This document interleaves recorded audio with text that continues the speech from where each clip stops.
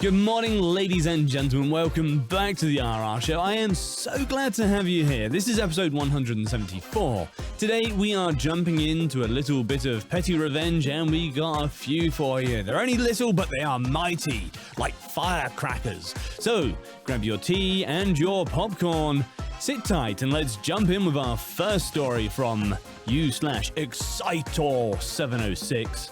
Stealing beer for a party I'm not invited to?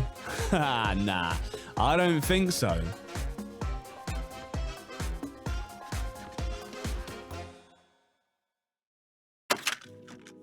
Worked at a really shitty locally owned grocery store in high school with some high school friends after school. It was super easy to steal from, and everyone mostly just kept it to food items for breaks, i.e. damages. My buddy/best friend that we'll call Z got me the job, and also his other buddy that we'll call D. D and I never really got along for some reason.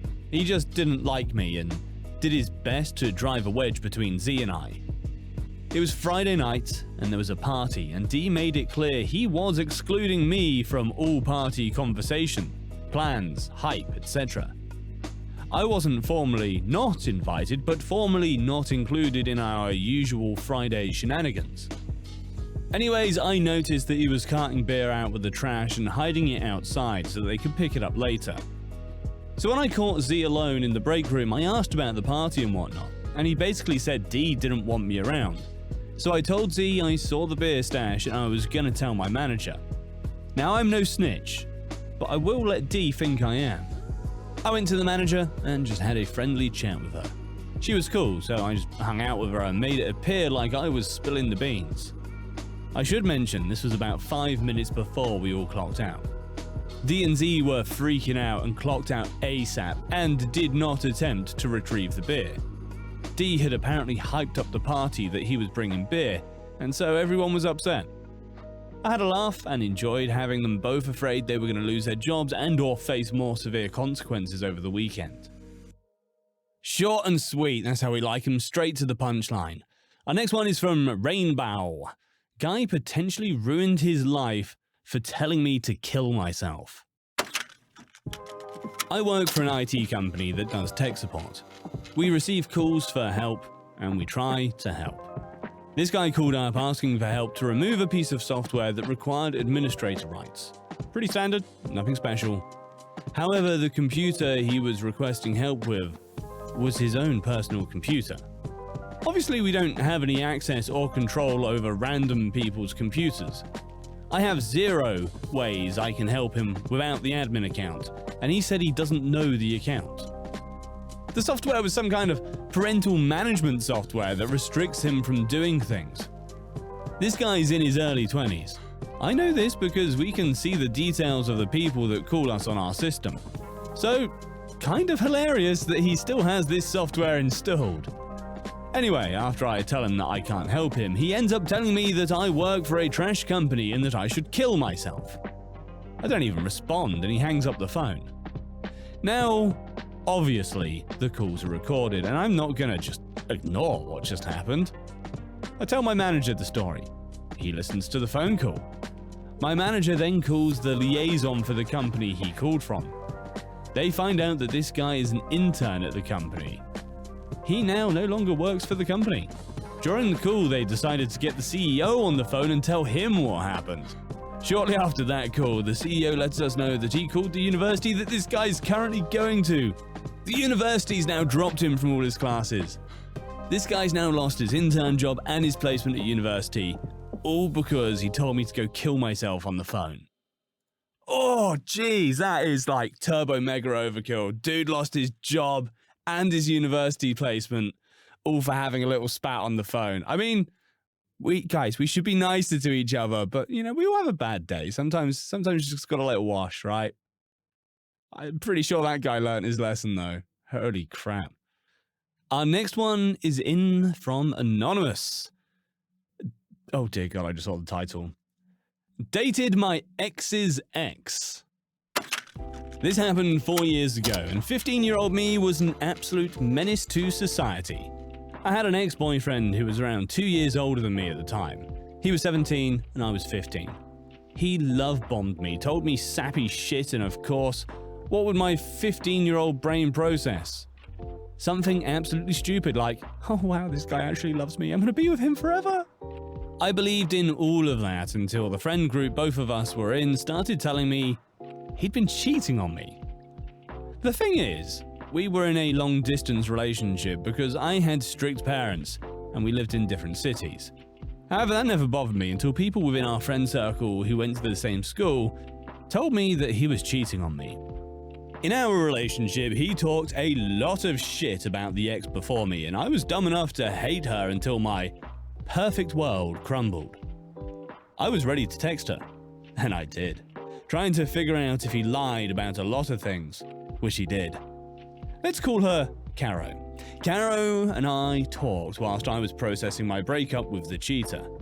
After I broke up with my ex, I actually had a thing with Caro, and she liked me, so we decided we'd kiss and send pictures of us kissing to the ex, and make sure our friends group talked about our relationship. We heard that he absolutely bawled after hearing it and cried even harder after seeing the picture. Worth it. Me and Caro still have a good friendship, and we decided to end our relationship because we preferred being friends. We have been really good friends for 4 years. No idea what's up with our ex now. Our next story is just titled, Maternity Leave Fuckery. Posting on behalf of my wife, who is pregnant with our first. Yay. She works in a small office for a family firm. The boss of this firm is around 75, has no other interests outside of it, and rules with an iron, liver-spotted fist. She was promoted to her current role around a year ago, having been there for about 11 years in total. Excellent work history, etc. She's one of these people that will work extra hours as she takes pride in her work.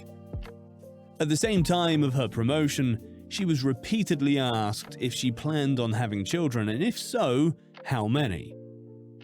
A few months later, when she told him she was pregnant, he offered no kind words, only asking how long she would be off for.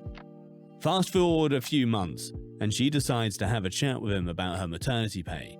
Will she get the basic minimum or any enhancement?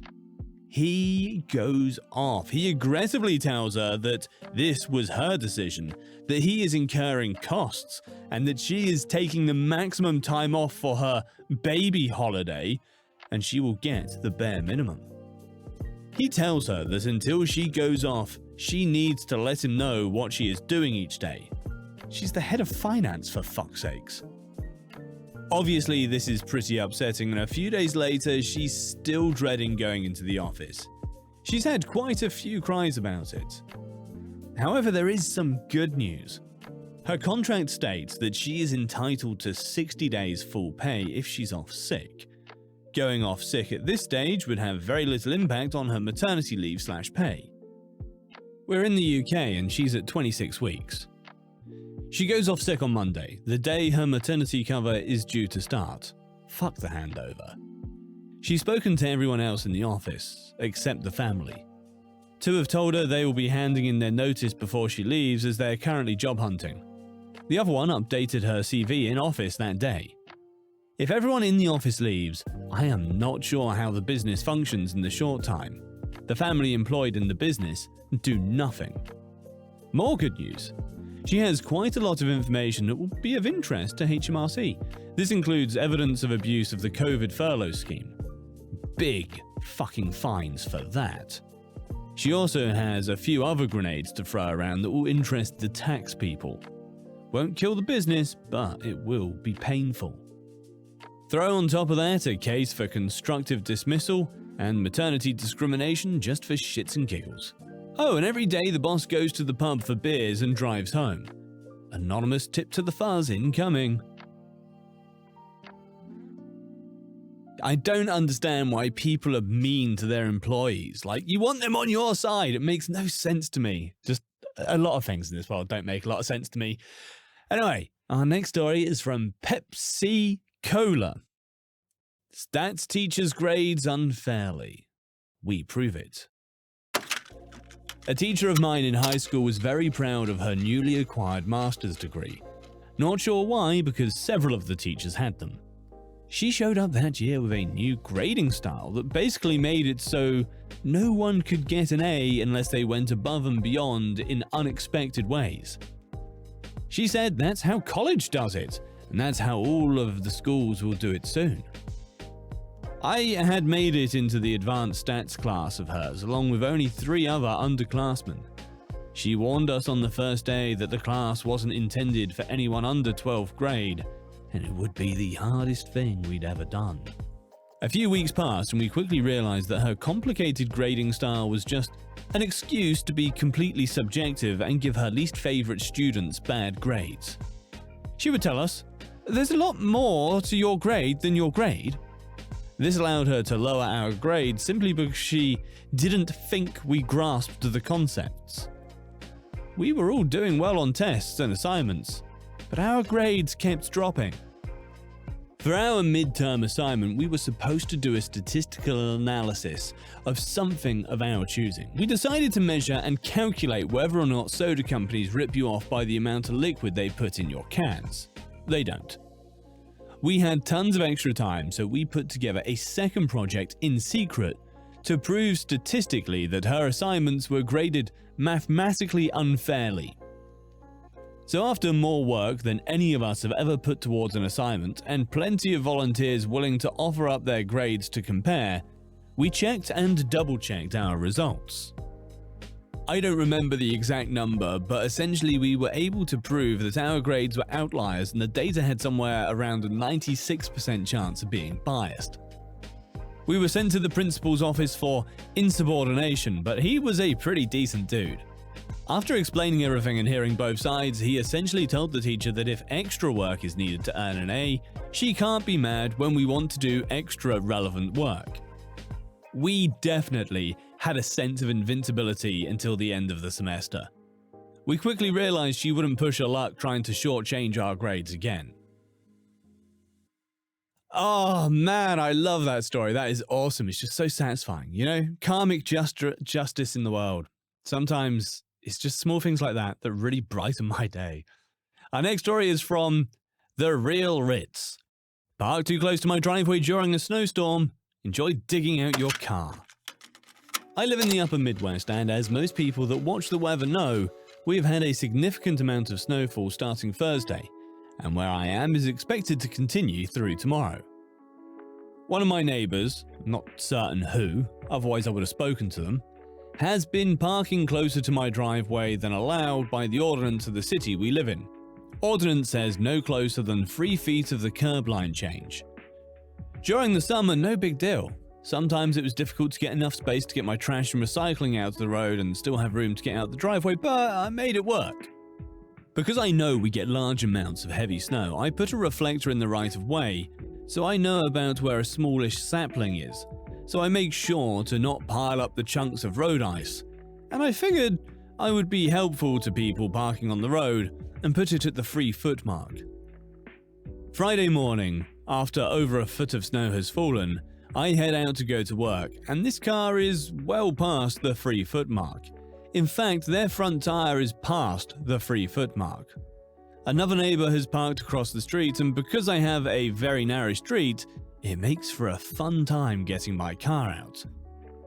At work, I decide that if I can't figure out who they are, I'll have to report them to get a ticket using my city's online app. My day passes, and when I get home, the car's not moved. I check the app, and nothing's been noted. This morning I get up early because I have to clear all the snow from my sidewalk before someone decides to report it as not cleared, another city ordinance thing, and lo and behold, they still have not moved. This means the plows can't get near enough to my curb to clear some of the snow, so I'm left with half a street in front of my driveway not cleared of any snow. Well, I want to be able to get out of my driveway without getting stuck, so that snow has to go somewhere, and I am not walking it all around the car to get it into the right of way. So I just shoveled it all right up against the front of the car and the driver's side door of their car.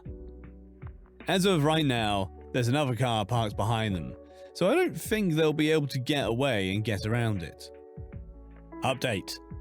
So it still has not moved all day yesterday, so I've reported it as an abandoned vehicle. The police will take their sweet time coming out to do anything about it, but We'll see what happens. Apparently the parking enforcement people came by yesterday and did ticket it. They stuck the ticket on the driver's side mirror, which is pretty ingenious, I think. Next story in from Big Hair Don't Care. I have to pay to print personal stuff at work. So do you, boss. Many years ago, I worked for an organization providing frontline customer service. It was a decent place to work, but our manager had a lot of rules. One of the rules was that we could not do any personal printing with the printers at work.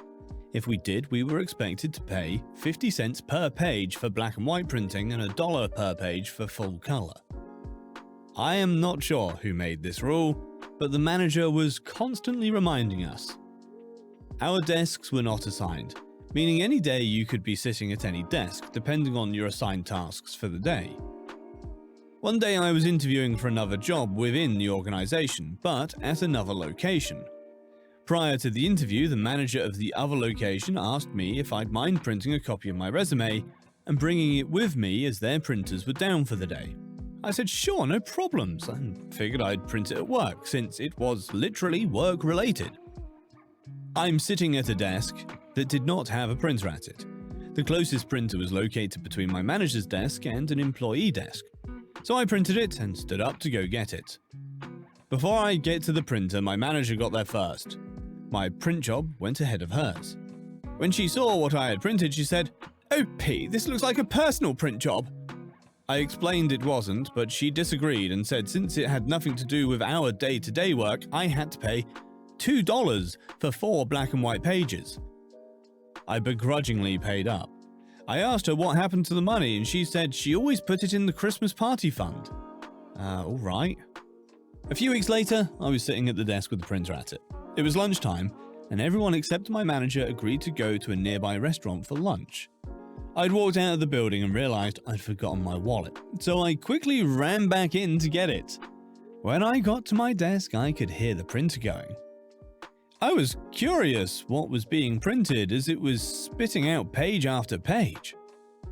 I quickly glanced at the pile and saw at least 100 pages printed in color announcing a Sweet 16 for Trista, our manager's daughter. It very obviously belonged to my manager.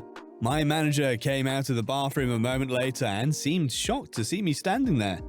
I picked up the pile and passed it to her and told her our Christmas party fund was gonna be getting a quick boost. She said nothing, but looked really uncomfortable. A few weeks later, our district manager made his quarterly visit. He talked about the upcoming Christmas party and how excited he was for it. I decided it was time for some petty revenge. I raised my hand and said, "Just wondering how much we've accumulated this year for the Christmas party from print jobs." He looked so confused and asked me to explain what I meant, so I told him our manager's rule. He got really quiet and said he'd have to review this. The next day, my manager sent an email saying the printing rule was something she was misinformed on and would be abolished immediately. Me, being the little shit disturber I am, hit reply all and asked what would happen to the already accumulated funds. Someone else said we should have a nice healthy fund for a pizza lunch, and everyone agreed. The next day I hear my manager ordering 10 pizzas for lunch. Also used her own personal credit card to pay for it. Do I think she was pocketing the printing money all along? Oh, absolutely. But it was fun making her sweat, and then having to spend nearly $300 the next day to make up for it.